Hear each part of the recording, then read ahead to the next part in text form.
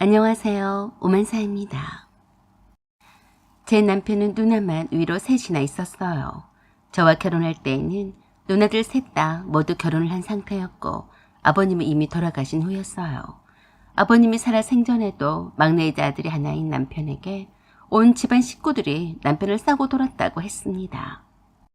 막내이자 아들이었던 남편은 시부모님의 크나큰 사랑을 독차지하면서도 누나들의 관심과 보살핌 속에서 지내왔어요. 좋게 말하면 화목한 집안에서 사랑을 듬뿍 받고 자란 왕자님이었어요. 하지만 나쁘게 말하면 여자들 치마폭 속에서 버릇없이 자라서 자기밖에 모르고 약간 또래보다 철이 없다고나 할까요? 그래서 남편과 사귈 때에도 그런 어린애 같은 행동 때문에 혀를 내두르고 몇 번이나 헤어졌다 만나기를 반복을 했는지 모릅니다. 저에 관한 한 하나부터 10까지 전부 다 누나들과 시어머니와 공유를 했으니 말 다 했던 거죠. 그런데 왜 결혼까지 했냐고요? 제가 헤어지자고 하니까 당시 남편의 누나들이 쫓아와서 사정을 했어요. 누나들 뿐이겠어요. 시어머니까지 저에게 쫓아왔습니다. 저에게 해코지 하는 것은 아니었고 저에게 엄청 잘해줬어요. 그때 시어머니가 제게 그러셨어요. 내 아들이 멀대처럼 키만 컸지 속이 조금 없긴 없어요. 하도 누나들이 막내라고 챙겨주고 이쁨만 받고 자라서 그런 거예요. 우리 집안은 너무 화목해서 속마음도 다 터놓고 지내서 그런 거니까 이번만 용서해줘요. 앞으로는 절대로 누나들이 간섭하지 못하게 내가 다 챙길 테니까 화 풀어요. 예상했던 거와는 다르게 시어머니는 제게 늘 엄마처럼 따뜻하셨고 고상하셨습니다. 자식을 사랑하는 마음이 넘치는 분이셨어요. 누나들도 저에게 잘 보이려고 애를 쓰는 게 보였고 어떻게 하든지 남편과 제 사이를 연결해 주려는 마음이 나빠 보이지 않았어요. 이 정도의 가족 간의 분위기이면 괜찮겠다 싶었고 남편도 제 말을 잘 이해를 하려고 노력을 했고 따라주었어요. 조금 철이 없고 그랬어도 누나들 속에서 자라서 그런지 따뜻하고 세심하게 신경을 써주는 남편이 좋았습니다.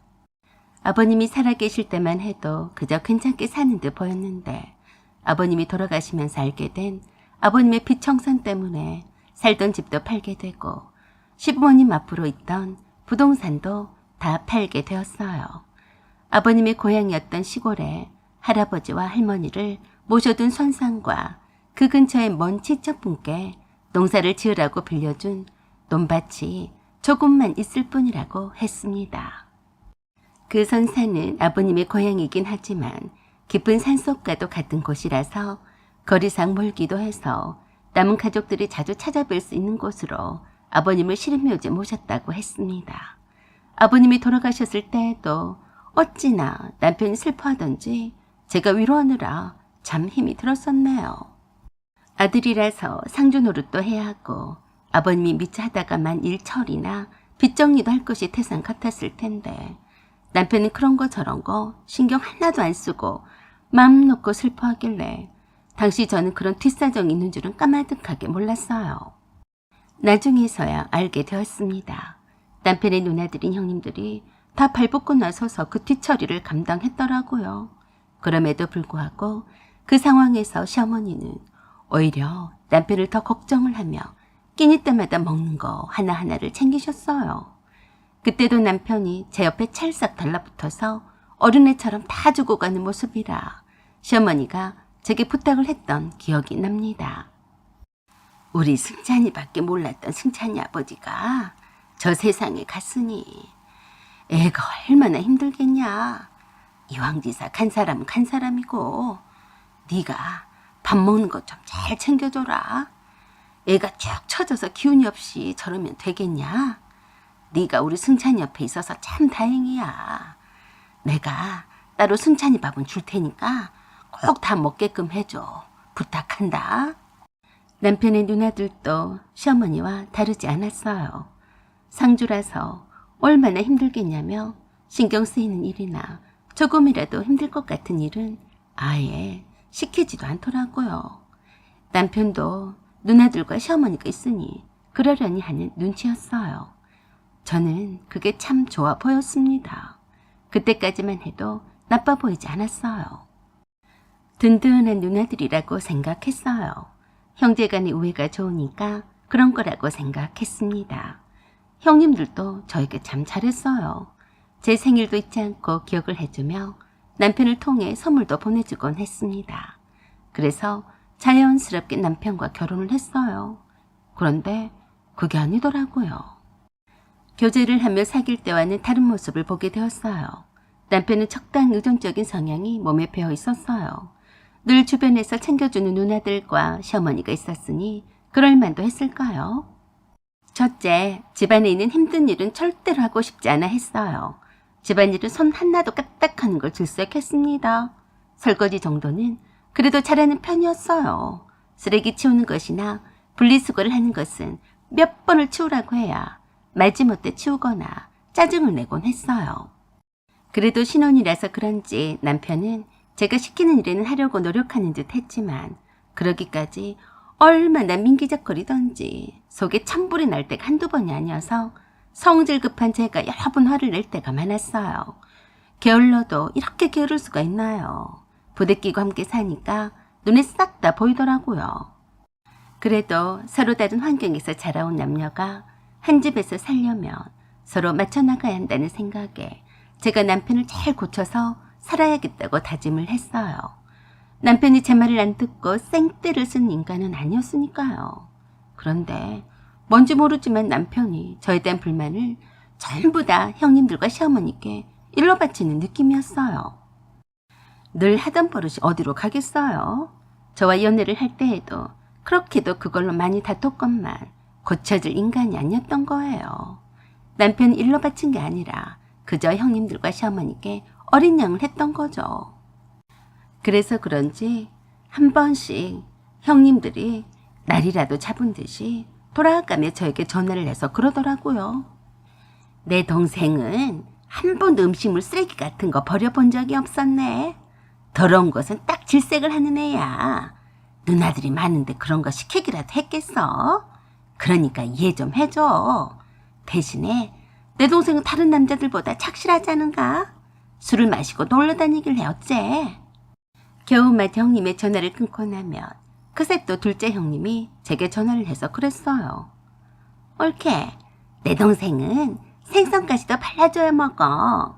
비린내 난다고 생선도 안 먹으니까 엄마가 항상 발라서 먹였거든. 남자는 얘기나 마찬가지네.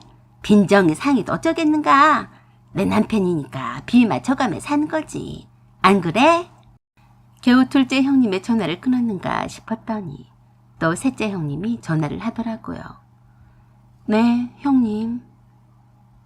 왜? 목소리가 안 좋네? 무슨 일 있어? 아니요. 오늘따라 형님들이 약속이나 하신 것처럼 차례대로 전화를 주시네요. 그 말에 흠칫 놀라서 그러더라고요. 약속은 무슨 약속? 왜? 신이들 전화를 하니까 싫은가? 싫은 것보다도 너무 다들 순찬 씨한테 잘하라는 말만 하셔서요. 무슨 일이세요? 옳게. 그냥 옳게가 좋게 받아들이면 안 되겠어? 우리는 다른 신우들이랑은 다르네. 다른 집들은 신우들이 시집살을 시키네 어쩌네 그러는데 그건 옛말이야. 그동안 우리가 얼마나 옳게한테 잘했는지 옳게도 알지 않은가? 알긴 뭘 알아. 웃긴 짬뽕 같은 소리하고 자빠졌네. 확 한 소리 해주고 싶었는데 참았어요. 뭐 그 정도 안 하는 집이 어디 있다고. 또 무슨 말을 하려고 저러는지 속은 짜증이 몰려오고 했지만 내색할 수가 있나요? 나도 결혼을 해서 신우도 있고 시어머니도 있어서 며느리 고충은 잘 알아. 옳게 우리만큼은 아무 탈 없이 잘 지내고 싶고 추워도 옳게한테 신우집 같은 거 할 생각은 없어. 그래야 내 동생한테 옳게가 잘할 것 아닌가. 안 그래? 네, 그런데 무슨 일로 전화 주셨어요? 제가 두 형님들과도 전화 통화를 하느라 하던 일도 못하고 있어서요. 아, 그래? 그래서 목소리가 축 처져 있었구나. 그럼 간단하게 한 말만 할게. 내가 사진 하나를 보냈어. 세상에, 그게 말이야. 할아버지 할머니를 모신 선산인데 우리가 아버지 돌아가신 뒤로 선산을 못 돌봤잖아. 그래서요? 이젠 올케가 책임을 지고 관리 좀 해. 제가요? 순찬 씨가 하면 되죠. 왜 하필 제가 해요? 그러자 화들짝 놀라면서 그랬습니다. 뭔 소리야? 이제까지 승찬이가 힘들까봐 우리가 다 했었어. 이제 결혼을 했으니까 올케가 다 알아서 해. 우리 승찬이는 그런데 신경을 안 쓰고 일에만 집중하게. 듣고 보니 참 얼척이 없었어요. 형님, 저도 이래요. 그러자 더 격앙된 소리로 그러는 겁니다. 누가 자네가 일한 줄 모르나? 이제껏 누나들이 다 알아서 선산 묘지 관리를 다 해왔는데 갑자기 바쁜 애한테 맡기면 쓰겠어. 자네가 더 빠릿빠릿하니까 내조 한 달 삼치고 신경 좀 쓰라는 것 아닌가? 네? 승찬 씨가 전능하나 반병신이에요? 말짱한 육신이 못할 게 뭐가 있어요. 그렇게 승찬 씨 걱정할 거면 늘 하던 대로 형님들이 나서서 계속 그렇게 하시던지 할 일이지. 제가 다 알아서 책임을 지고 하라뇨. 제가 승찬 씨를 돌보기 위해서 결혼했어요. 그러자 셋째 형님이 완전 열이 받아서 제게 나팔을 불어댔어요. 이게 가만히 보니까 웃기고 자빠졌네. 그동안 내가 올케가 마음에 안 들었어도 얼마나 입 꼭 다물고 참고 살았는지 알기나 해. 그리고 우리 엄마 같은 사람도 세상 천지에 그런 시어머니는 없네. 하여간 며느리한테 한 소리 하면 아들 잡을까봐 끽소리도 안 하셨어. 듣고 있자니까 어이가 없어서 말문이 다 막혔습니다. 아무튼 긴 말 하지 않을 테니까 내 동생이 신경 쓰이지 않게 자네가 알아서 때 맞춰서 선산 관리에 신경 좀 쓰게. 사진에 보이는 것처럼 선산에 잡초가 많아서 보기가 흉하네. 전화 한 통하면 다 알아서 벌초도 해주고 하는데 뭐하러 내 동생에게 신경을 쓰게 하나? 신의 시집살이 시킨다고 할까 봐서 무서워서 전화도 자주 못한다는 주제에 선산 묘지 관리는 알아서 관리를 잘해달라면서 끊더라고요. 별꼴이 반쪽이었어요. 내가 남편의 포모 노릇이나 하려고 결혼한 줄 알았나 봐요. 제가 말 그대로 해주면 사람이 아니죠. 그래서 남편에게 말했더니 역시나 그러더라고요. 하여간 누나들은 왜 그러냐. 하던 대로 계속 자기들이 알아서 할 것이지 뭐 하자는 거야. 냅둬. 그냥 냅두면 알아서 할 거니까. 내가 그런 데까지 신경을 써야 해? 누나들이 안 하면 엄마가 있잖아. 엄마가 하실 테니까 냅두고 신경 쓰지 마. 무책임한 남편의 말에 더 충격을 받았습니다. 너는 이 집 아들이 아니냐? 그동안 누나들이 신경을 써왔으니까 이제는 네가 해야지.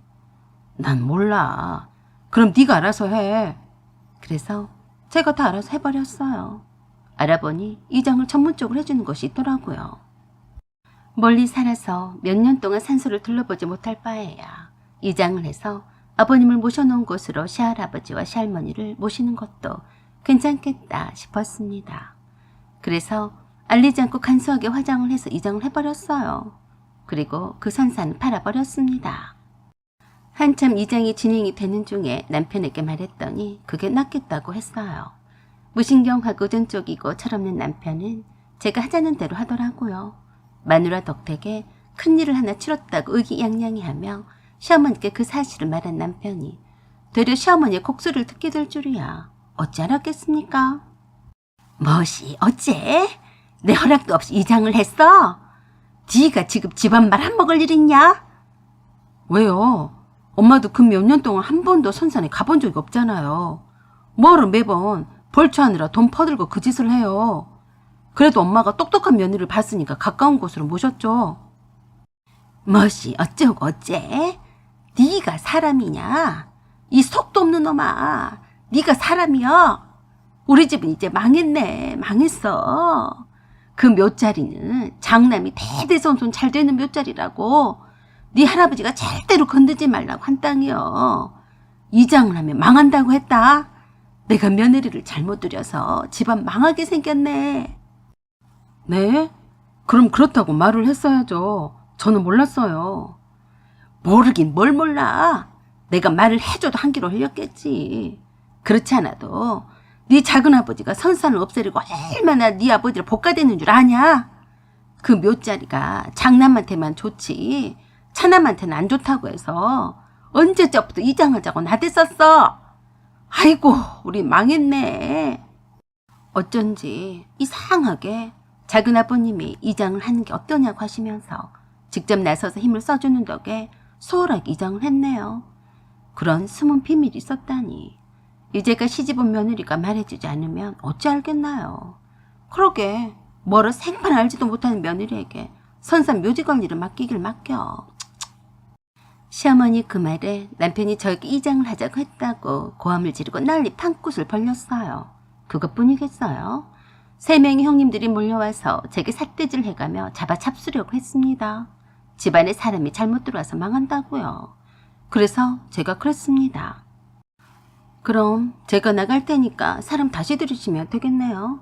저한테 선산 묘지관리를 맡긴 분들이 누군데 그래요. 저도 망할 이 집구석에서 더 이상 미련도 없으니까 위자료 투석히 준비하세요. 라고 하며 친정으로 짐 싸들고 가버렸어요.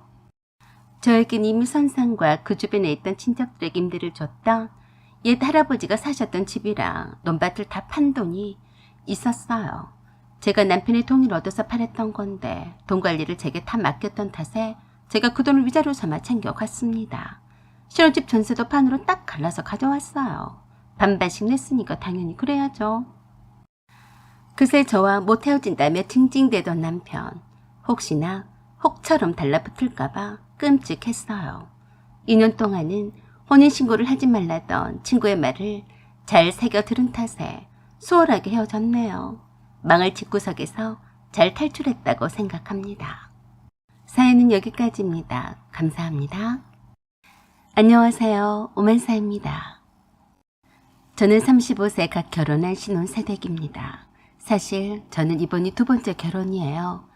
전 남편과는 혼인신고 전에 헤어졌습니다. 남편은 초혼이고요. 저와 남편이 사귈 때부터 제 과거사를 알고 있었어요. 물론 시부모님도 알고 계셨고요. 그럼에도 불구하고 시부모님이 크게 반대하지는 않았어요. 그만한 나이에 처녀가 얼마나 있겠냐. 차라리 한번 결혼까지 하고 왔더라도 혼인신고도 안 하고 헤어졌으니까 봐줄만 하지. 대신에 집도 있겠다. 돈은 있으니까 괜찮다. 그저 아무것도 없이 그 나이에 맨몸만 탈랑 오는 애가 더 재수없지. 지금 생각을 해보니까 아마도 제가 집을 한 채 가지고 있었고 친정아버지가 사업을 하시면서 돈도 잘 버셨는데 친정엄마도 식당을 2곳이나 운영을 하면서 나름 현금 부자라는 것을 눈치를 챘기 때문이었던 것 같아요.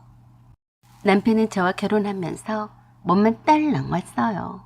마치 제가 남편을 시부모님께 돈 주고 사온 것처럼 이고지고 다 해다 바쳐서 데려온 느낌이었어요. 결혼 예식비도 땡전 한 푼 안 내서 저희 친정아버지가 다 지불하셨어요. 정말이지 거짓말 한마디도 안 보태고 시부모님은 제게 돈 한 푼 안 쓰고 아들을 장가 보냈어요. 참 재수없죠. 저희 친정 부모님이 보내오신 선물도 받기만 하셨고 답례로 선물 비슷한 것도 안 보내셨어요. 그래도 제가 한번 결혼했다 온 처지라 그런가 보다 하고 생각했습니다. 그것뿐만이 아니었어요. 결혼 전에 남편이 살던 원룸은 남편 영끌에서 모두 대출받아서 샀던 거예요. 그걸 시어머니가 못 팔게 하시고 임대를 내서 월세 50만 원을 따박따박 받아 챙기셨어요. 이제껏 아들을 키워준 값이라며 그것도 모자르신다며 생활비 100만 원을 요구하시는데 못 드린다고 딱 거절했습니다. 신혼집 장만에 돈 한 푼 안 들이고 결혼을 한 남편이 혼세당 같은 거 받지 않겠다고 선언을 했었는데 그때 무척 못마땅해 하는 시어머니 얼굴이 선명합니다. 어찌됐든 저는 남편 하나만 보고 결혼을 했어요. 시부모님은 오랫동안 건축 자재 관련 일을 하고 계시는데 저 아래쪽 지방에서 허름한 3층짜리 건물 1층에서 가게를 운영을 하시고 2층에서 살고 계십니다. 처음에는 3층 상가 건물주가 시부모님 것이라고 해서 정말로 부유하게 잘 사는 집인 줄 알았어요. 시댁에 처음 인사를 갔을 때에도 버스 정거장이 있는 바로 앞에 시댁의 건물이 있어서 비록 엄청 낡고 오래된 건물이긴 했어도 웬만큼 사는 집이려니 생각했습니다. 어둡고 냉기가 서려있는 옛날식 건물이라서 실망스럽기도 했지만 그래도 시부모님 어찌나 있는 척을 하시길래 그러려니 생각했습니다. 나중에서야 알게 되었지만 시댁의 상가 건물 1층에는 시부모님 운영하는 철물점이 있었고 또 다른 상가는 시부모님이 건축 자재 창고로 쓰이고 있더라고요. 2층과 3층은 원룸 형식으로 얼마 전까지만 해도 임대가 나갔었지만 워낙에 옛날식 건물이라 입식폭도 아닌 탓에 임대가 되지 않아서 공실인 채로 있다고 했어요. 남편은 착실하고 착한 사람이었어요. 직장도 나쁘지 않아서 제복이 언제 이런 남자를 또 만나겠냐 싶어서 결혼을 진행했어요. 웬만하면 시부모님과 함께 살 것도 아닌데 부딪히지 않으려고 무진 애를 썼습니다. 그만큼 제가 더 남편과 결혼을 하고 싶었던 거겠죠. 신혼여행은 서로가 시간이 맞지 않아서 나중으로 미루고 신혼집들이를 했어요. 제일 먼저 시댁 식구들을 초대했습니다. 신혼집은 제가 기존에 살고 있던 34평 아파트였어요. 그날도 밖은 몹시도 추운 날이라서 일부러 보일러를 평소보다 더 높게 올렸어요. 평상시 23도인데 24도로 올렸습니다. 시어머니가 저희 신혼집에 오셔서 저를 보시더니 대번에 그러시더라고요. 아니, 이 염동설안에 웬 반팔이냐? 반팔이 바닥이 왜 이렇게 뜨겁냐? 해가 다 떴는데 보일러가 돌아가야 쓰겠냐? 그래서 제가 그랬어요. 어머니, 밖에 얼마나 추운데 그래요. 어머니 오신다고 더 따뜻하게 하려고 그런 거죠. 그래도 그렇지. 나는 생전에 이렇게 뜨겁게 보일러를 틀어놓고 살아본 역사가 없다. 좀 줄여라. 덥다 더워. 그리고 너는 옷 좀 입어라. 한겨울에 반팔이 뭐냐 반팔이. 시어머니 그 말에 남편이 쪽이 좀 팔렸는지 그랬어요. 엄마, 그래봤자 가스비가 별로 많이 안 나와요. 맨날 아낀다고 엄마처럼 보일러 꺼버리니까 더 연료율이 안 나서 가스비가 더 나왔던 거예요.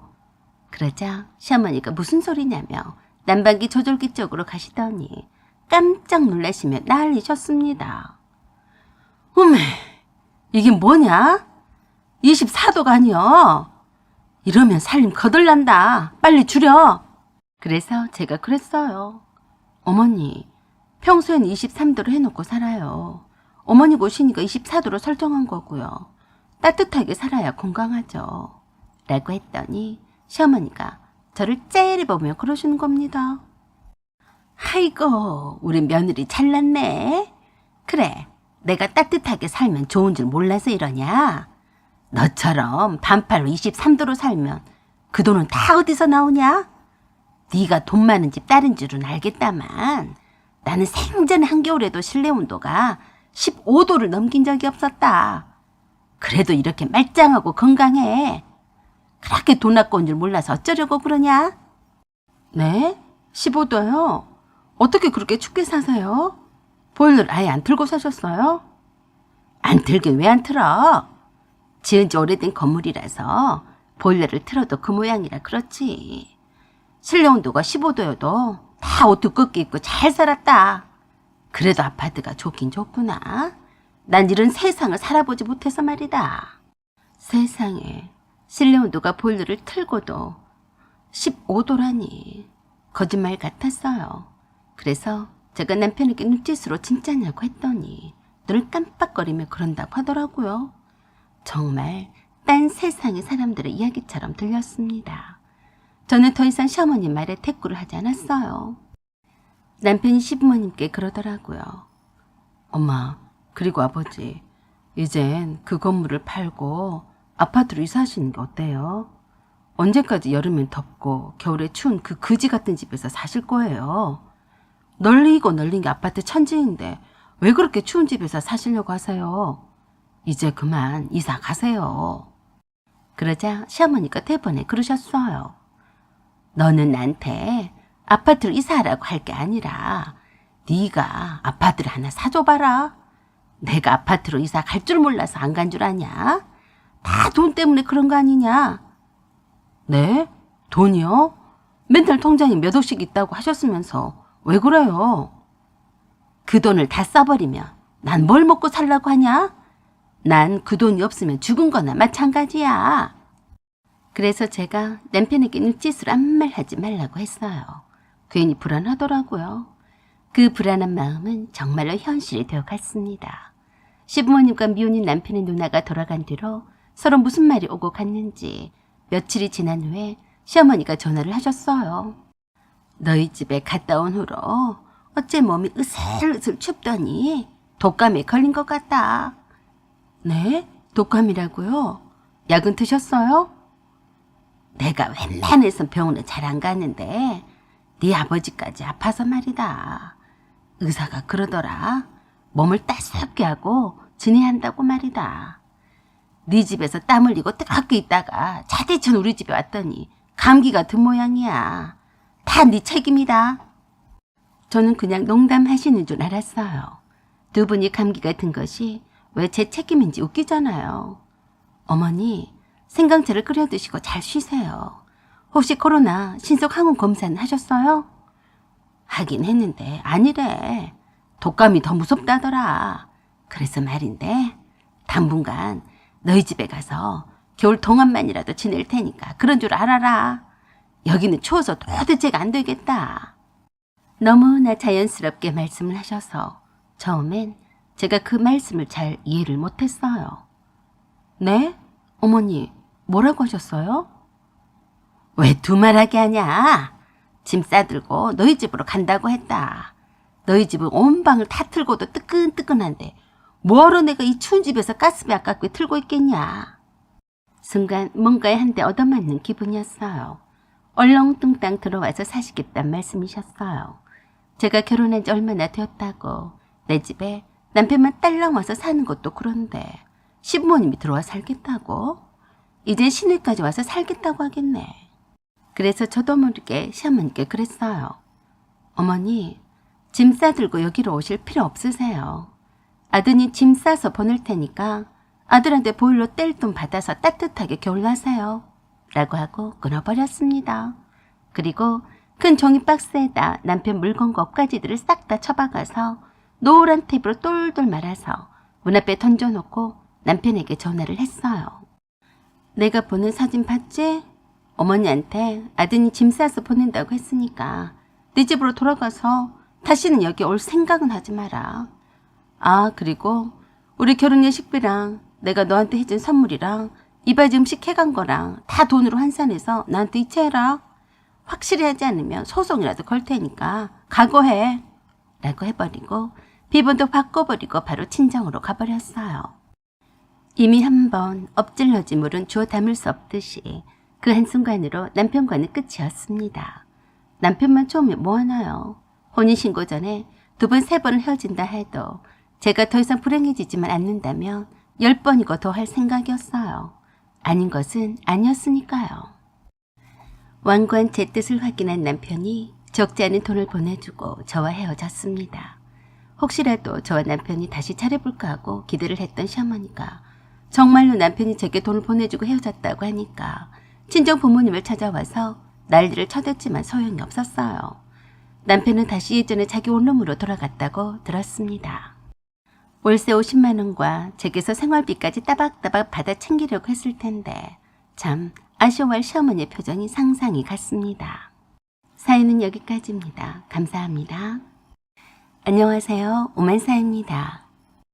펄펄 눈이 내렸습니다. 이게 얼마만인가 서복이 쌓이는 눈을 보게 되다니 그것도 내가 회사를 때려치자마자 축하라도 해주려는 듯이 기분 좋게 내리다니 다른 때 같았으면 출퇴근 때문에 엄청 힘들었을 텐데 웬 횡재야? 마침 남편은 베트남에 출장을 갔어요. 눈이 쌓여서 기분이 겁나 좋은 것은 정말 오랜만이었습니다.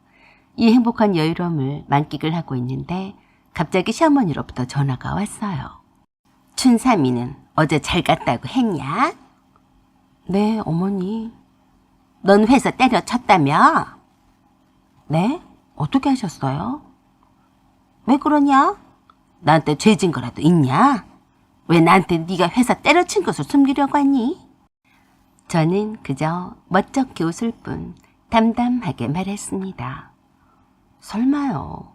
제가 회사 그만둔 것을 말한 적이 없는데 어머니가 알고 계셔서요. 겨우 일주일밖에 안 됐잖아요. 일주일밖에 안 되건 어쨌건 간에 네가 회사를 그만뒀으면 뒀다고 왜 잿된 말을 하네? 참, 나 웃기시더라고요. 내가 왜 시어머니께 이것저것 다 보고하며 살아야죠. 그래서 제가 그랬어요. 어머니, 제가 회사 그만둔 게 뭐 좋은 일이라고 차라리 어머니께 바로 알리겠어요. 제가 말 안 해도 아시고 계셨잖아요. 춘삼 씨가 그새 일러 바쳤는데 뭘 그러세요? 뭐? 일러 바쳤다고 했냐? 말뻔세가 그게 뭐냐? 하늘 같은 네 서방이야. 안침밥은 먹여서 보냈냐? 네, 시래기 된장국에 잘 처먹고 갔어요. 뭐? 처먹고 갔다고? 너 갈수록 말하는 것이 못해 처먹었는데 안 되겠다. 내가 이참에 네 교육 좀 시켜야겠다. 라고 하시더니 전화를 끊으셨어요. 교육은 무슨 교육? 별꼴이었어요. 요즘 세상이 어떤 세상인데 시어머니한테 며느리가 교육을 받나요? 오히려 며느리가 시어머니 교육을 하는 세상인데 시대가 어떻게 흘러가는지를 몰라도 한참 모르는 우리 시어머니셨어요. 그러시던지 말던지 시어머니가 하시는 말씀과 행동마다 신경을 쓰고 살면 피곤해서 어떻게 살겠어요. 그냥 오늘은 시어머니가 컨디션이 별로인가 보다 하고 생각하고 넘어가야죠. 그렇게 생각을 하니 마음이 한결 산뜻해졌습니다. 고층 아파트라서 그런지 밖은 하얗게 눈이 덮인 세상이어도 멀리 산능선이 선명히 다 보일 정도로 공기도 상쾌하고 햇살도 따스하니 좋았어요. 그래서 늘어져라 한숨을 자고 있었어요. 얼마나 지났을까. 한참 초인종 벨 소리가 울려서 봤더니 글쎄 시어머니가 문을 두드리고 난리셨습니다. 이게 웬 날벼락이야? 벌써 해는 중천이어도 아직 눈곱도 안 떼고 파져서 자고 있었는데 시어머니가 들이닥치더니 이 눈밭을 헤매고 진짜로 여기까지 웬일? 빨리 문 안 연다고 문을 두드리고 있으시길래 바로 열었더니 시어머니 혼자가 아니었어요. 웬 아주머니들이 4분이 더 오셨습니다. 어머니, 웬일이세요? 웬일은 무슨 웬일? 내가 아까 아침에 너한테 했던 말을 어디다 고살만 먹고 그러냐? 하여간 시어머니 말은 말도 아닌 게지. 네? 저를 교육하겠다는 말씀이요? 여기 분들은 나랑 라인때 사는 분들이다. 마침 너도 집에 있으니까 여기서 점심이나 먹고 가려고 함께 왔다. 어서 밥 차려. 시어머니 뒤로 아주머니들이 중무장을 한 채 서로 한마디씩 던지면서 우르르 들어오셨어요. 아이고, 이 집 며느리 말만 들었지. 궁금했는데 이제서 보네. 반가워요. 아니 그래, 우리가 이렇게 찾아와도 되나 몰라요.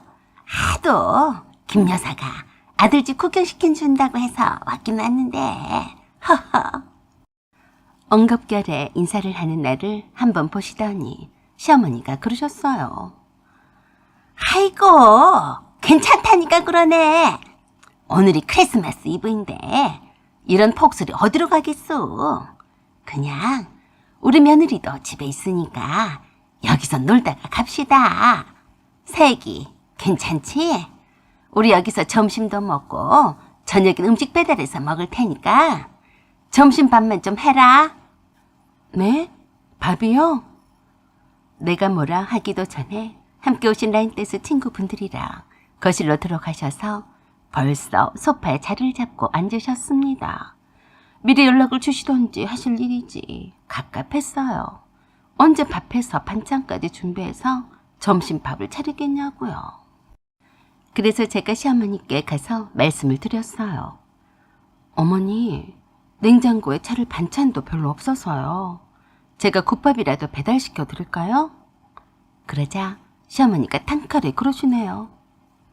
지금 밖이 안 보이냐? 아직 눈밭이야. 우리도 오죽했으면 이리로 왔겠냐? 그래도 여기까지 걸어올 만해서 오느라 다들 지치셨다. 그냥 있는 반찬을 대충 먹자. 그러자 다른 아주버님께서 그러셨어요. 우리를 그냥 손님이라 생각하지 말고 평소 먹던 대로 내오면 돼요. 김장김치에다 밥만 있으면 되니까 이것저것 하지 말고 밥만 해요. 그래요. 우리가 갑자기 왔는데 염치 없이 뭘 바래요? 김치에다 밥만 먹어요. 아, 네. 죄송해요. 미리 오실 줄 알았으면 뭐라도 준비해놨을 텐데요. 참 난감했습니다. 말이 쉽지 김장김치에다 밥만 떡하니 어떻게 내놓겠냐고요. 그래도 하는 수 없었어요. 참치캔 하나 터서 신김치에 푹 담가서 참치 김치찌개를 해서 진짜로 김장김치에다 밥만 내왔어요. 그랬더니 다들 표정이 쎄한데 시어머니가 단번에 저에게 호통을 치시는 겁니다. 이게 사람을 앞에다 놓고 먹칠을 해도 유분수지. 이게 밥상이라고 차려왔냐? 창피스럽게 버럭 소리를 지르시는데 저라고 뭐 어쩌겠어요. 쪽이 팔려서 뽀기만한 소리로 그랬습니다. 어머니, 저희가 먹던 대로 차린 거예요. 내올 반찬이 없다고 말씀을 드렸잖아요. 죄송해요. 시어머니는 더욱더 소리를 높이며 저를 닥달하셨습니다. 아니 그럼 그동안 내 아들한테 이렇게 다 먹였냐? 일도 않고 놀고 있으면서 냉장고에 반찬이 없다는 게 말이 되는 거야?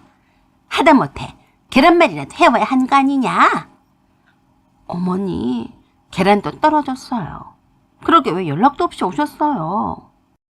시어머니가 냅다 저에게 소리를 쳐대자 다른 아주머니들이 그런 시어머니를 말리며 그랬어요. 아유, 김여사, 찌개에다 밥 말아 먹으면 되지 뭘 그래요? 라고 하자 시어머니가 저에게 그러셨습니다. 내가 다 부끄럽다. 당장에 도로 내가거라. 어디 손님상은 이렇게 내오냐? 어휴, 내 팔자야. 뭐 도로 내가라고 하시니까 그대로 따랐어요. 그 모양을 지켜보던 시어머니가 저에게 그러시는 거예요. 너 지금 당장에 나가서 바로 앞에 식육점에서 소고기 좀 사와라. 수포에서 두부랑 무는 팔 것 아니냐? 소고기 묵국이나 뜨끈한 소고기 떡국이라도 해. 알았냐? 기껏 먹던 대로 차려오라 해서 차렸더니 아파트 상가에 가서 소고기를 사오라니. 그래도 뭐 어쩌겠어요. 그러라면 그래야죠. 네. 오면서 그냥 오지 말고 맥주랑 안주거리랑 넉넉히 사와. 육포도 사오는 거 잊지 말고. 알았냐? 네.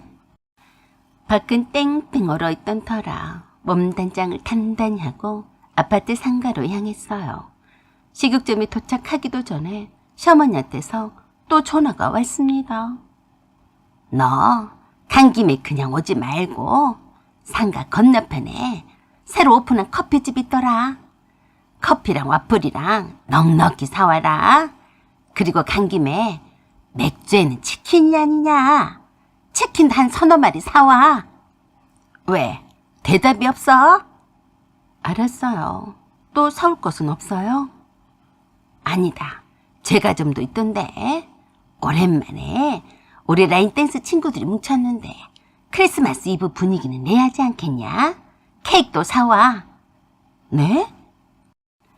왜? 놀랐냐? 오늘이 크리스마스 이브가 아니냐?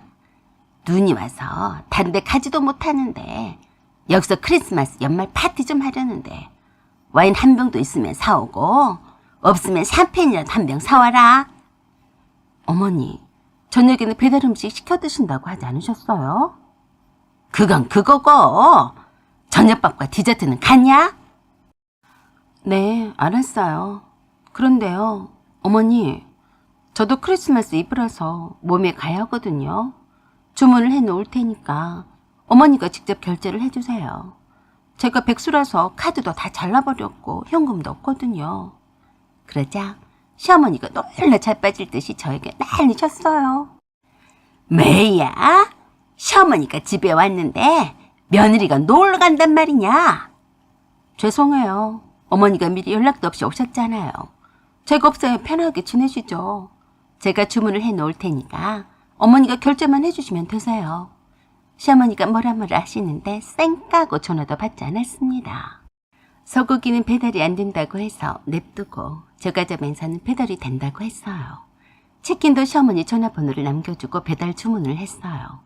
다행히 커피와 와플은 배달을 해준다고 했어요. 처음부터 그러려고 하진 않았지만 시어머니가 의도적으로 저를 골탕을 먹이시려고 그러시는 것 같아 제가 자리를 피하는 게 상책이란 생각이 들었습니다. 제가 시어머니의 전화를 받지 않자 베트남에 가 있는 남편에게 얼마나 쏘아댔는지 남편이 제게 전화를 했어요. 자기는 뭐 하는 사람이야? 집에 놀고 자빠져 있으면서 어머니 비위도 못 맞춰? 집에 엄마 친구분들이랑 와 계시는데 어디를 나간다고 그래? 얼른 집에 안 들어가? 느자고 없는 남편 말에 빈정이 팍 상해서 제가 그랬어요. 그새 또 베트남까지 출장 간 아들한테 전화하셨대? 난 몰라. 나는 내 엄마한테 가고 있어. 그렇게 걱정이 되며 네가 요술을 부려서 날아오던지 해서 네 엄마 총괄이 노릇이나 해라. 이 멍충아. 뭐야? 너 말 다 했어? 아니, 말 다 안 했어. 내가 너나 어머니한테 빚진 거 있냐? 왜 나를 못 잡아먹어 안달이야. 어머니께 전해. 나 며느리 노릇 안 한다고. 알았냐? 라고 하며 끊어버렸어요. 남편의 전화도 더 이상 받지 않았어요.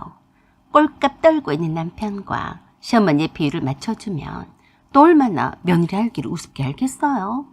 예의도 없이 연락도 않고 들이닥쳐서 뭐 하자는 것인지 그런 분께 예의 같은 거 차릴 필요도 없다고 생각했습니다. 저는 시어머니한테는 착한 며느리가 아니었어요. 웬만하면 모처럼 시어머니와 친구분들이 함께 오셨으니까 시어머니의 낯도 세워줄 겸 해서 차려드리고 싶었는데요. 제가 능력이 안 되어서요. 없는 반찬에도 할 줄 아는 요리 실력이 있기를 하나 비위도 약해서요. 갑자기 크리스마스 이브 파티를 하시러 오신 분들을 잘 대접해드릴 자신이 없더라고요.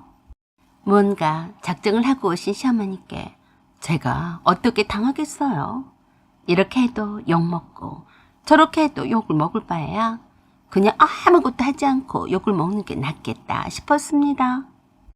그래서 그냥 자리를 피해드리는 게 서로에게 더 낫겠다 싶었어요. 시어머니 안 그러시겠지만 시어머니와 함께 오신 라인 댄스 친구분들이 좀 더 편안하게 노시다 가시고 저도 불편하게 했어 비위 맞추려고 안 해도 되고요. 그래서 혼자 계시는 엄마한테 찾아갔더니 엄청 좋아라 하셨어요. 아버지가 돌아가신 후로 혼자 계시면서 더 많이 늙으셨어요. 내가 가니까 그제서야 그 엄동설안의 추위에 보일러를 더 세게 돌리시더라고요. 엄마, 집에 왜 이렇게 추워? 보일러 아끼지 말라고 했잖아요. 이 냉골방에서 지내면 엄마 병원비가 더 들어요. 괜찮아. 이 큰 집에서 어떻게 혼자 지내면서 보일러를 다 돌리겠냐. 내 걱정은 하지 말어. 오빠는 얽히는 한 번도 안 왔어요? 집도 가까우면서 칭한 것들이네. 내가 이렇게 오지 않았다면 엄마는 쓸쓸하게 혼자서 크리스마스 이브를 보낼 참이라 괜시 오빠 얽히 언니에게 화가 났습니다. 그러자 엄마가 되려 제게 화를 내셨어요. 왜 잘 사는 네 오빠를 건드리냐? 너나 잘해. 어쩌다 찾아와서 그게 할 소리야? 평소에 엄마답지가 않았어요. 엄마, 나 그냥 해본 말인데 왜 그래요?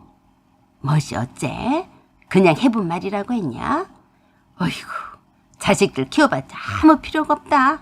웬수야 웬수. 엄마가 갑자기 치매라도 걸리셨는지 딴 사람이 되셔서 제게 마구마구 화를 내시면서 소리를 고래고래 지르셨어요.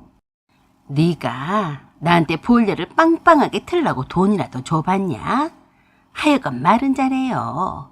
자기 몸이 추우니까 보일러 틀라고 하는 것 좀 봐. 네가 내 병원비를 진짜로 걱정한다면 내 이 두 손가락을 다 장을 지지고 말겠다. 아이고 천불이네. 어쩌다 집에 와서 한다는 소리가 자기 오빠 흉이나 보고 너도 똑같아. 내가 그동안 말을 안 해서 그렇지. 너는 네 오빠보다 더 징한 것이여. 딸이라고 하나 있는 것이 남자를 하나 알더니 쏙 빠져서 자기 아버지가 아파 죽어도 죽어가는지도 모르고 엄마가 피말라 애가 타는지 어쩌는지 관심도 없고 말이여. 니그들이 그러고도 사람이냐? 에이, 천하임 없을 것들이여. 엄마, 왜 그래요? 무섭게. 왜 그러긴 왜 그러겠어? 그래, 내가 치매라도 걸린 것 같이 보이냐? 이 천하에 못된 것 같으니라고. 자기가 아쉬울 때면 엄마랍시고 찾아오고 자기 남편이나 자기 시집 식구들한테만 맨날 잘하면서 혼자 사는 친정엄마는 부모도 아니지? 엄마가 무섭게 일그러진 모습으로 저를 붙잡으시더니 세게 잡고 흔들어 대는데 그 힘이 어찌나 세든지 제가 꼼짝도 못하고 혼이 다 빠졌어요. 아무리 엄마가 나한테 섭섭한 것이 많다고 어쩜 이러실 수가 있지. 서럽고 다친 마음보다도 마귀 할멈처럼 내 멱살을 잡고 뒤흔들며 놓아주지 않아서 겨우 뿌리치고 냅다 도망을 치는데 어느새 잡을 듯이 쫓아왔어요. 죽어라 나 살려라 하며 젖먹던 힘까지 다 써가며 도망을 쳤지만 다리는 마음과는 달리 헛발질에 엄마에게 다시 붙잡혔는데 그 순간 너무 소름이 돋아서 저도 모르게 악을 질렀습니다. 악! 살려줘! 엄마! 엄마! 엄마! 그 소리에 놀라서 남편이 저를 깨웠어요. 자기야, 왜 그래? 악몽을 꿨어? 식은땀을 흘리며 살려달라는 소리에 놀란 남편이 저를 깨워서 망정이지. 그렇지 않았으면 어쩔 뻔했나 싶더라고요. 꿈이란 사실에 깊은 안도의 한숨을 내쉬었습니다.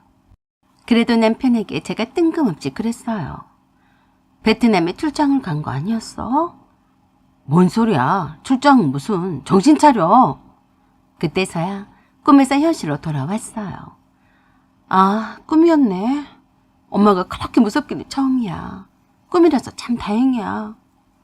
그러게, 장모님한테 잘해. 오늘은 크리스마스 이브이니까 장모님한테 갈까? 남편의 그 말이 어찌나 고맙던지 저도 그랬어요. 그래, 어머니께도 눈이 많이 왔는데 어쩌고 계신지 한번 내다보자. 그래? 아이고, 착한 며느리네, 우리 마누라. 그냥 꿈을 꾼 것이라 다행이었고 감사했어요. 그렇게 해서 눈길이 빙판길이었지만 시어머니께 안부 인사를 하고 친정엄마를 찾아뵙고 남편과 함께 크리스마스 이브를 보냈습니다. 역시 반갑고 따스하게 맞아주는 친정엄마는 내가 알던 그 엄마였어요. 그래서 제가 그랬습니다. 엄마, 늘 자기밖에 모르는 이기적인 딸이어서 미안해. 앞으로는 잘할게. 그랬더니 냅다 그러셨어요. 갑자기 왜 그러냐? 사람이 그렇게 싹 변하면 못 써. 하던 대로 해라. 악몽 속에 있던 그 엄마가 아니라서 다행이었어요. 엄마와 함께 보낸 크리스마스 이브라서 참 행복했습니다. 사연은 여기까지입니다. 구독과 좋아요 부탁드려요. 감사합니다. 안녕하세요. 오만사입니다. 제 남동생의 결혼식이 있던 날이었어요. 저한테는 하나밖에 없는 소중한 동생인데요. 제가 결혼을 한 이후로 이렇게나 빨리 결혼을 할 줄은 꿈에도 몰랐습니다. 제가 결혼을 하기를 기다리기라도 했다는 듯이 속전속결이었어요. 남동생의 결혼식이 있던 날에 막내 신우이와 함께 시어머니도 오셨습니다. 신우이도 직장 생활을 하고 있었고 시어머니도 매달 많지는 않아도 조금씩 생활비에 보태 쓰시라고 얼마간의 돈을 보내드리고 있었어요. 그래서 당연히 둘도 없는 제 남동생의 결혼식에 축의금을 낼 줄 알았지 뭡니까. 결혼식장에 함께 온 막내 신우이와 시어머니가 저희 친정 부모님께 축하한다며 서로 인사를 하는 것을 보고서 제가 냉큼 시어머니 곁으로 갔어요. 어머니 오셨어요? 그리고 축하객들에 둘러싸여서 축하를 받느라 바쁜 제 남동생 앞으로 모시고 갔습니다. 축하를 하는 시어머니에게 와주셔서 감사하다는 제 남동생 인사를 받으며 시어머니가 그러셨어요. 사돈이 보통 사이인가? 우리 덕자 신랑감 좀 친구 중에서 하나 골라줘요. 그러자 멋있게 차려입은 제 남동생이 크게 웃으며 그랬어요. 아이, 제 친구들은 잘난 녀석이 없어요. 하하. 아이고, 그런 겸손 같은 거 나한텐 하나도 필요 없어요. 같은 회사에서 집안 좀 잘 사는 후배나 있으면 소개시켜줘봐요. 사돈 총각만 이렇게 장가 갈 거야. 아무튼 축하해요. 그리고 내가 부탁한 거 잊지 말아요. 계속되는 하객들 때문에 떠밀려서 시어머니는 더 이상 말도 다 못하시고 밀려났어요. 그런 시어머니를 모시고 식장 안으로 안내를 하려고 했더니 제게 그러시더라고요. 나 바빠서 말이다. 얼른 밥만 먹고 가야겠다. 식권 좀 다오. 네? 이왕 오셨으니까 기념으로 사진도 찍고 가시죠. 아가씨도 함께 왔는데요. 덕자 말이냐? 말이 나와서 하는 말인데 네가 신경 좀 써라. 괜찮은 놈 있으면 덕자 좀 붙여줘. 알았냐? 에이, 아가씨도 말은 안 해도 내심 사귀는 사람 있을걸요? 있으면 뭐하냐? 찌꺼리만한 월급을 받는 회사에 다니는데 거기서 만나봤자지. 안 그러냐? 그래도 네 동생이 회계사가 아니냐. 전문직이라 평생 직장인데 얼마나 좋으냐? 네가 오늘 우리 덕자를 데리고 다니면서 한 놈 잡아봐. 알았지?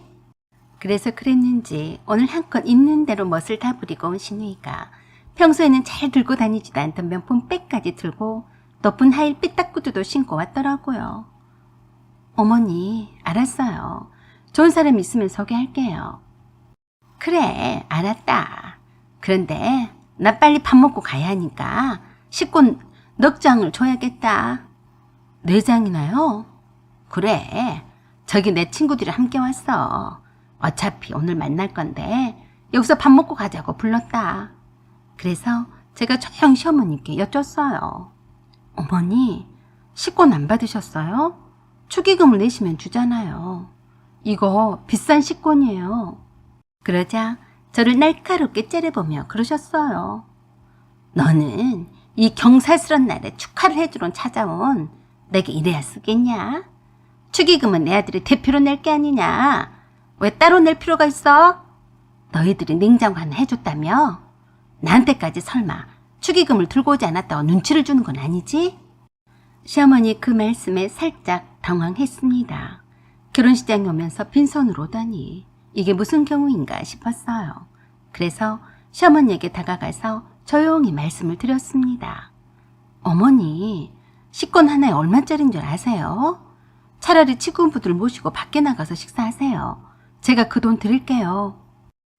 그러자 무식하게 그 많은 하객들이 모였는데 저희가 버럭 화를 냈어요. 내가 너희들 결혼식 때도 여기서 있는데 모를까봐 그러냐? 너네 애가 왜 그러냐? 내가 여기 뷔페가 고급스럽고 잘 나와서 일부러 내 친구들을 부른 건데 그게 그렇게 아깝냐? 내 아들이 냉장고 하나 사줬는데 내가 내 친구들 몇 명 불러서 밥 먹이는 게 그렇게도 아까워? 그러자 신우이가 저를 향해서 그러더라고요. 언니, 추잡스럽게 그깟 식권 몇 장 때문에 왜 그래요? 가만히 보면 언니는 참 독하더라. 엄마한테 얼른 식권이나 빨리 드려요. 엄마 친구분들도 저기서 기다리고 있는데 뭐해요? 아, 알았어요. 드릴게요. 라고 하며 식권 4장을 드렸습니다. 시어머니는 저를 살짝 흘겨보시더니 식권을 받아들자 좋다고 친구분들이 있는 차 식당 쪽 계단으로 바삐 가셨어요. 조금 당황스럽더라고요. 왜냐하면 사돈이 축의금도 내지 않고 맨손으로 와서 친구들까지 불러서 그 비싼 뷔페를 먹고 갔다면 저의 시댁 식구들을 어떻게 보겠어요. 그때까지 한쪽 기퉁이에서 회사 일 때문에 한참 통화 중인 남편에게 가서 제가 그랬어요. 어머니랑 아가씨가 왔는데 축의금은 안 내시고 어머니 친구분들 모시고 와서 식당으로 식사하러 가셨다. 너라도 어머니랑 아가씨 앞으로 축의금 봉투를 만들어서 넣어라. 네가 쪽팔리지 않으려면 말이다. 아, 진짜? 덕자는 뭐하고 경우 없이 축의금도 안 들고 왔대? 내가 알겠니? 우리가 내 남동생한테 냉장고 하나 사줬다고 그걸로 퉁치려고 하시더라. 그건 그거고 어머니는 어머니고 아가씨는 아가씨가 아니냐? 아가씨까지 해서 총 5명이야.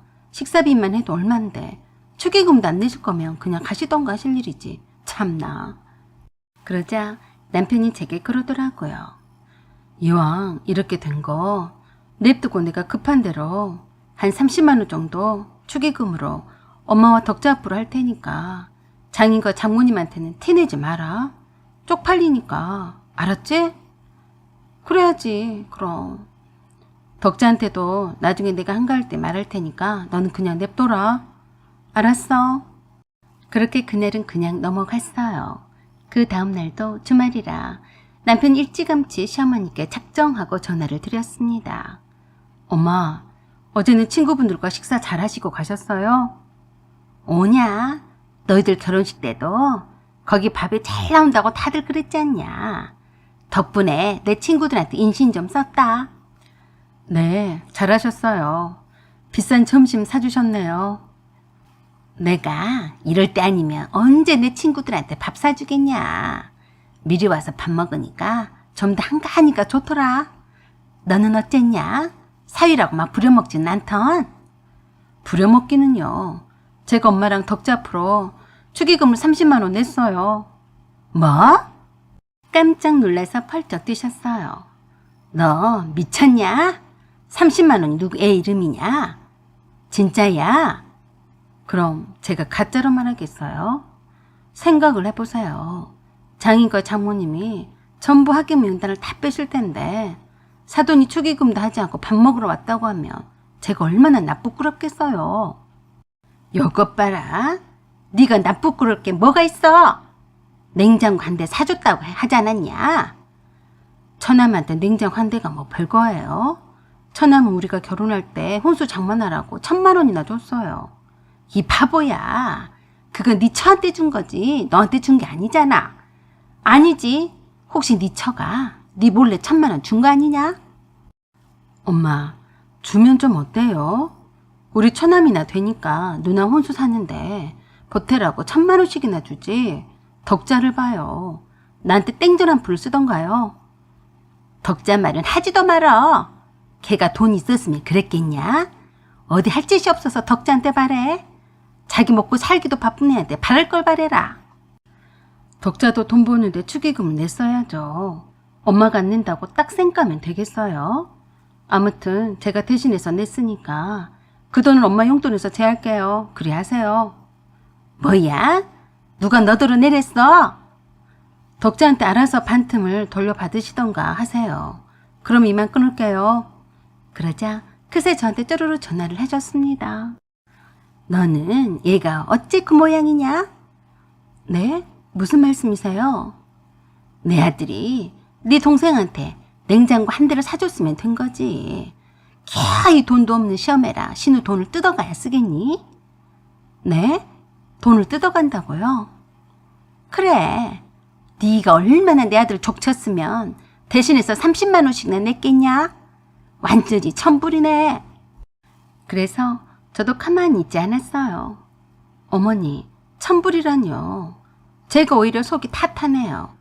결혼식장에 비싼 밥 얻어먹으러 친구들까지 불러서 오는 사돈이 세상 천지에 어딨다고 그러세요? 저는 그냥 어머니 아드님이 저희 친정 식구들한테 얕잡아 보일까봐 걱정이 되었는데 그래도 축의금을 어머니 앞으로 냈으니까 다행이죠. 뭐시 어째? 내 아들 돈 30만 원을 너는 우습게 하냐? 어머니 아들 돈이 아까우면 남의 돈도 아까워하셔야죠.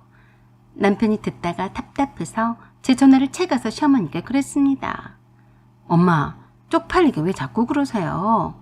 제 돈이 그렇게 아까우면 앞으로는 아예 용돈도 끊을게요. 그럼 됐죠? 남편은 시어머니의 대답도 듣지 않고 무작정 끊어버리고 전화도 받지 말라고 했습니다. 남편은 저와 시어머니와 대화 내용을 듣다가 열불이 났던 모양이었어요. 남동생과도 친정 부모님과도 사이가 좋고 끈끈한 가족 간의 정으로 맺어져 있는 것과 대조해서 시어머니와 시누이는 참 이기적인 사람이었으니까요. 그 뒤부터는 진짜로 시어머니께 공식적으로 제가 용돈을 드리지 않게 되었어요. 시어머니가 따로 일정한 수입은 없었어도 시누이가 돈을 벌고 있는데 먹고 살 일은 걱정이 없었으니까요. 남편이 나 몰라라 하며 딱 모른 척할 위인도 아니었으니까 시어머니가 돈이 필요하면 남편에게 얘기를 할 거라고 생각했습니다. 그 후 2년이 지나서 시누이가 기존에 사귀던 사람과 결혼식을 올리게 되었어요. 그 전에 시어머니가 제게 오셔서 시누이 결혼식에 대해서 의논을 하신다면서 그러시더라고요. 네가 결혼할 때도 네 동생이 너한테 1,000만 원을 줬다고 들었다. 너도 그만큼은 아니더라도 네 시누이한테 해야 하는 거 아니냐? 어머니, 제 동생한테 냉장고 한 대를 선물했는데요.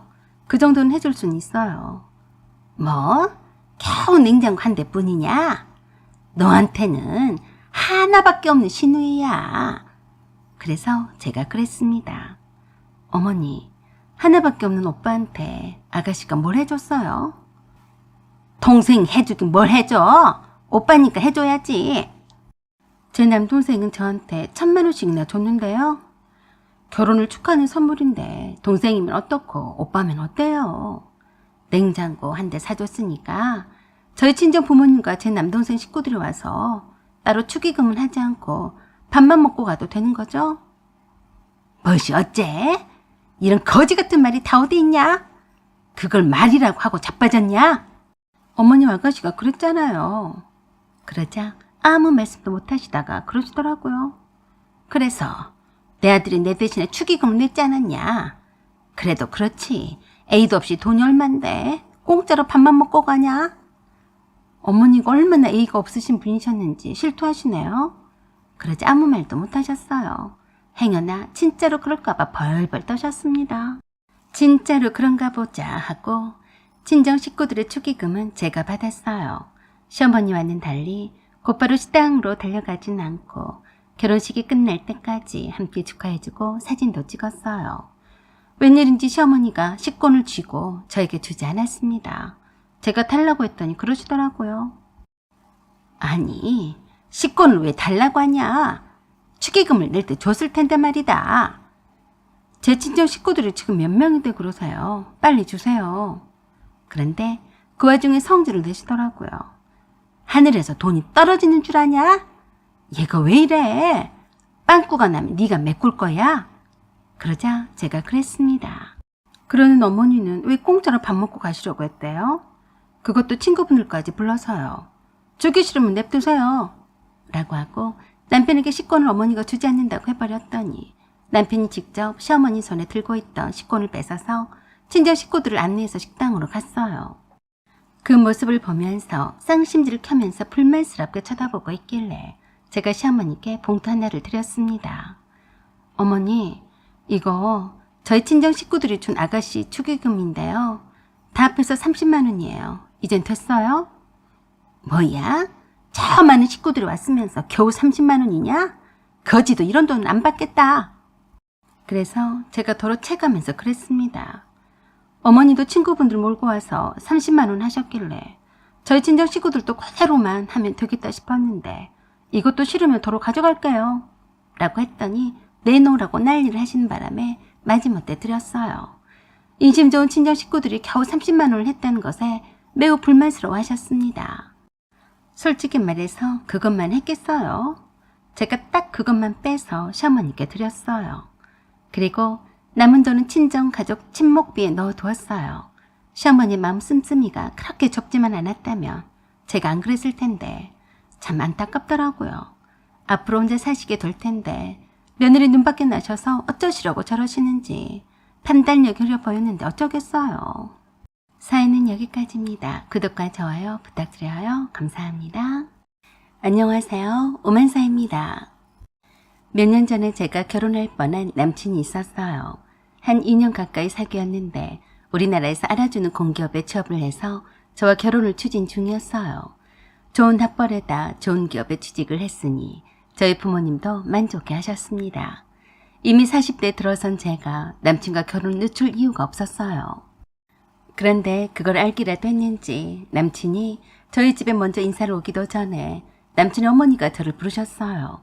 이미 남친이 저와 결혼하겠다는 의사를 표시를 했던 터라 남친의 어머니가 서둘러서 저를 부른 거라고 생각했어요. 그런데 그게 아니더라고요.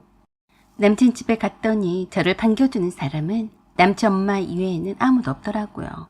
혼자서 김치국 마시고 웃었다고 생각하니까 무안했습니다. 그냥 얼굴 한번 보려고 놀러오라고 한 것뿐이었어요. 저야 당연히 정식으로 인사를 하러 오라고 초대를 하는 줄 알았지 뭡니까. 딸랑 국화차 한 잔만 내오고 제가 사들고 간 메론 몇 조각만 간에 기별도 안 가게 내왔어요. 비싼 샤인머스켓은 아예 안 보였어요.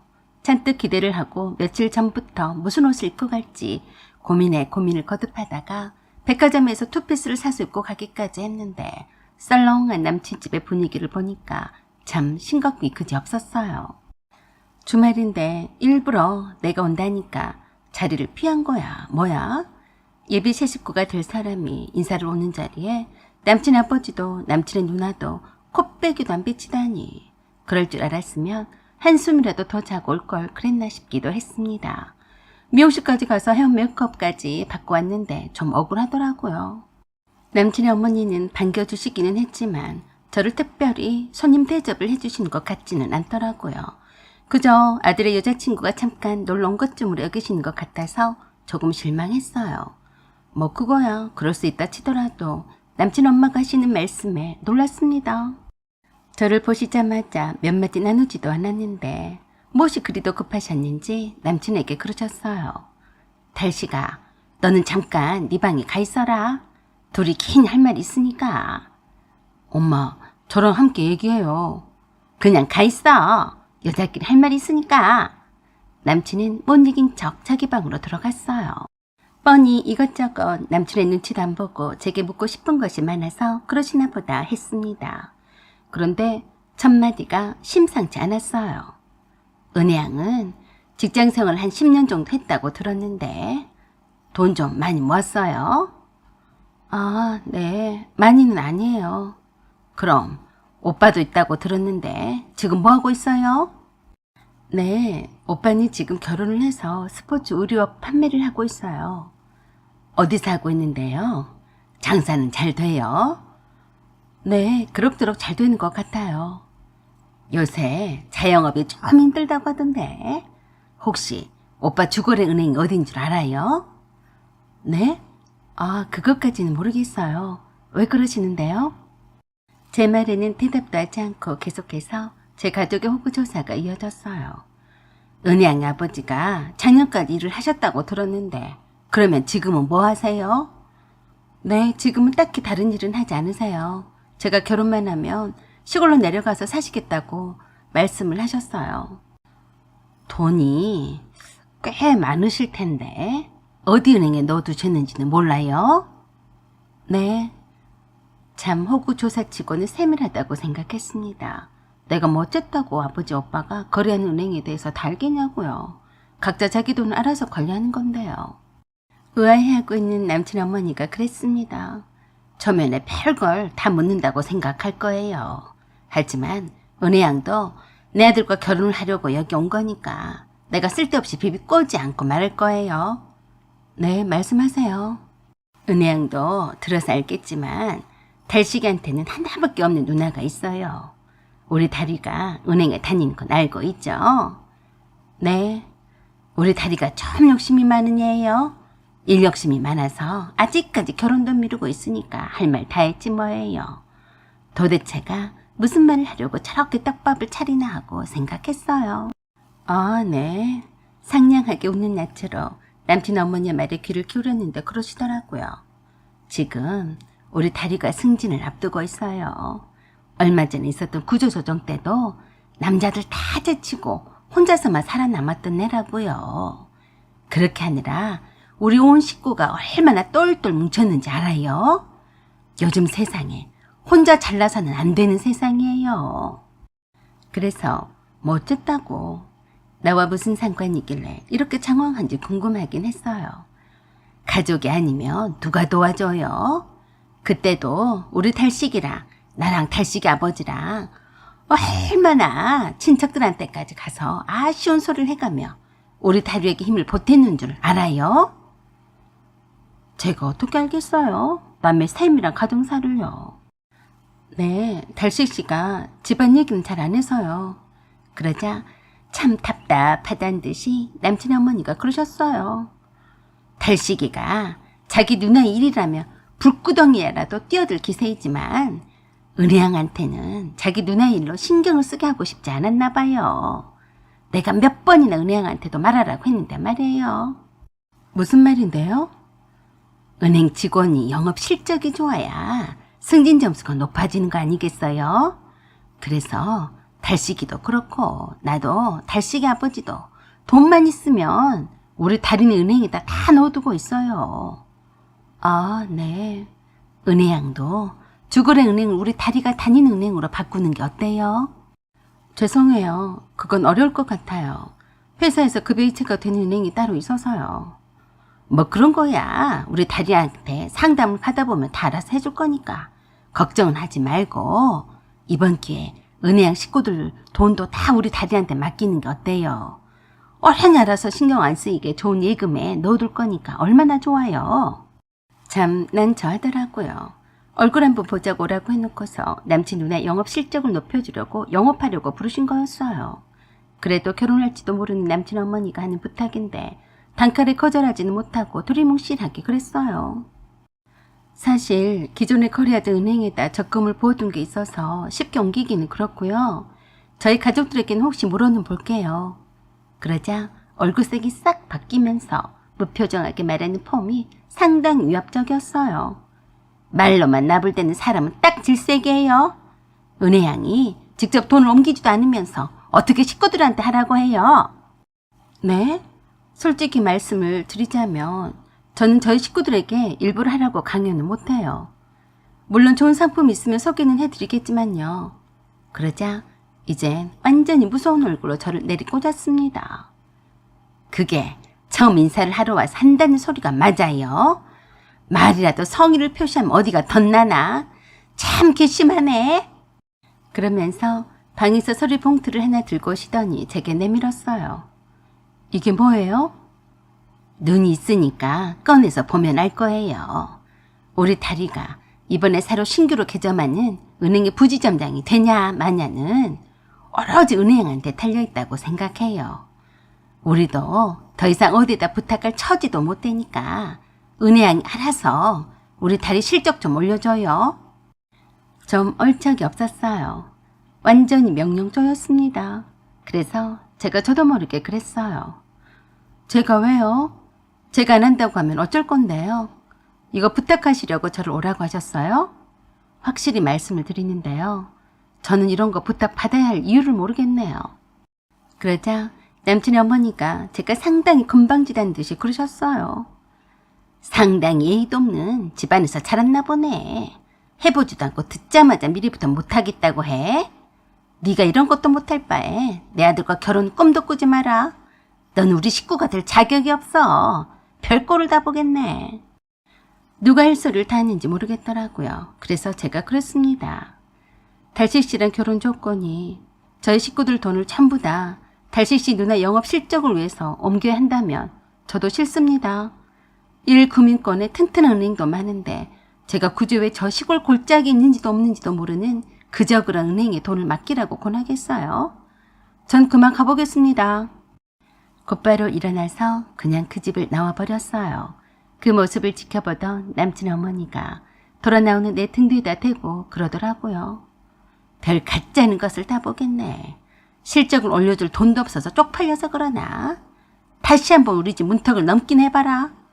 그때서야 분위기가 심상치 않은 상황을 인지한 남친이 쫄래쫄래 내가 달려와 나와서 그랬어요. 은혜야, 왜 나한테 말도 않고 가냐? 왜 그래?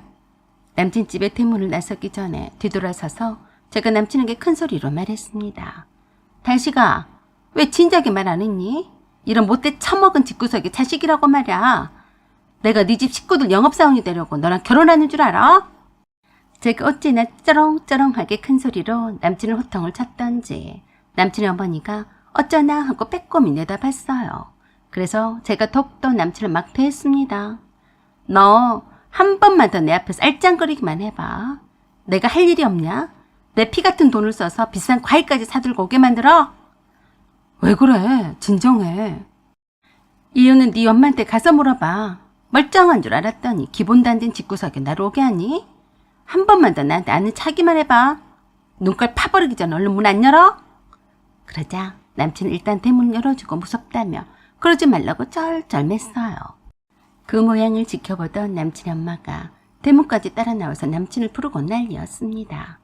달식아, 내가 너를 그렇게 거지같이 키웠냐? 뭐 어쨌다고 싹싹 빌고 난리여. 얼른 안 오냐? 그러니까 남친 엄마한테 그랬어요. 엄마는 거지같이 그러지 마세요. 엄마 때문에 은혜랑 잘못되면 엄마는 국물도 없는 줄 아세요. 아셨어요? 그러자 남친 어머니가 뒷목 잡고 쓰러진다고 생쇼를 했습니다. 제가 만일 남친과 결혼한다면 맨날 이런 광경을 보게 될 텐데 끔찍했어요. 그대로 다시는 남친과는 만나지 않았습니다. 그때도 찰거머리 같은 남친을 떼어내느라 꽤나 머리골치가 아팠는데 그래도 다행히도 잘 떨쳐냈어요. 그 후로 내 팔자에는 결혼과는 인연이 없나 했더니 금방 또 새로운 사람을 만났어요. 등잔 밑이 어둡다고 멀리도 있지도 않았어요. 늘상 보고 살았던 같은 사무실에서 일했던 사람의 형과 만났습니다. 가끔씩 오며 가며 동생을 만나러 커피를 들고 찾아오던 사람이었는데 실은 저에게 관심이 있어서 핑계 삼아 자주 찾아왔다고 했어요. 제가 남친과 헤어지고 미친 집구석이라며 회식 자리에서 떠들어댔더니 옳다구나 하며 적극적으로 대시했더랬습니다. 별일도 다 있다 했네요. 40줄에 들어서 나 같은 여자를 좋다고 하는 사람이 있다니 참 신기했어요. 처음에는 이혼남이거나 사연이 있는 남자이겠거니 했었는데 한 번도 결혼한 적이 없다고 해서 제 관심을 더 끌었습니다. 이래서 짝이 오매불만 기다리고 있으니 기다리면 찾아서 온다고 했던 어느 점장의 말이 생각이 났어요. 탄탄한 사업체를 운영하는 사람이었고 가난에서 벗어나고자 결혼보다는 일을 더 우선시했던 사람이었어요. 드디어 행복한 결혼식이 다가오자 그 전부터 인스타면 내 모든 SNS에다 제 결혼을 알리는 차량들로 도배를 했습니다. 일생일대 단 한 번밖에 없는 저의 크나큰 행사를 그냥 그렇게 조용히 있다가 지날 수는 없었으니까요. 그런데 저희가 불타는 척자들이 있었으니 스스로 자기 목숨을 갖다가 바쳤어요. 나이 쌀 먹고 생긴 것도 빵떡처럼 생겨놓고 창피하지도 않나? 좀 전까지 내 동생이랑 그렇고 그런 사이였는데 그새한 놈 잡았네. 멍청한 것이 앞뒤 재보지도 않고 함부로 악플을 달았습니다. 한두 번 하다가 관뒀어도 그냥 안 돌파네. 신혼여행 가서 찍은 사진 올렸는데 계속해서 댓글을 달더라고요. 내 동생은 아직도 못 잊고 있는데 쉽게도 남자도 잘 바꾸네. 독정이라서 남자가 아깝네. 불쌍해. 물론 즉시 삭제를 해버리면 그만이었지만 언제 또 악플을 달지 몰라서 신경이 쓰였어요. 그래서 남편과 함께 그 여자 은행으로 찾아가서 전 남친의 누나를 지점장실에서 불렀어요. 지점장이 큰 소리로 매섭게 호통을 쳤습니다. 당신은 해고해요. 우리 은행의 품격을 떨어뜨려서 귀한 VIP 고객을 잃었어요. 저는 그때 전 남친의 누나의 얼굴을 처음 마주했습니다. 그 여자는 사진에서 나를 많이 봐왔기 때문에 저를 바로 알아봤어요. 그때서야 상황 파악이 되었는지 제 앞에서 무릎을 꿇고 용서를 빌었지만 남편이 용서를 못하겠다고 했습니다. 그래서 그대로 그 지점장실에서 나와버렸어요.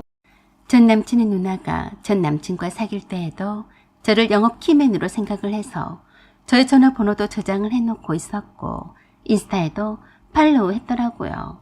그때서야 전 남친의 집이 팔칵 뒤집혀져서 전 남친의 엄마와 전 남친의 누나가 저에게 전화를 하고 난리 쳐댔지만 차단해버렸어요. 죄를 지었으며 응당의 대가를 받아야 마땅한 것이었죠. 늦자고 없이 상황이 불리해지니까 사과한다고 난리를 쳐봐야 무슨 소용인가요? 앞으로도 그런 인간들과 엮이지 않고 살고 싶습니다. 사연은 여기까지입니다. 구독과 좋아요 부탁드려요. 감사합니다.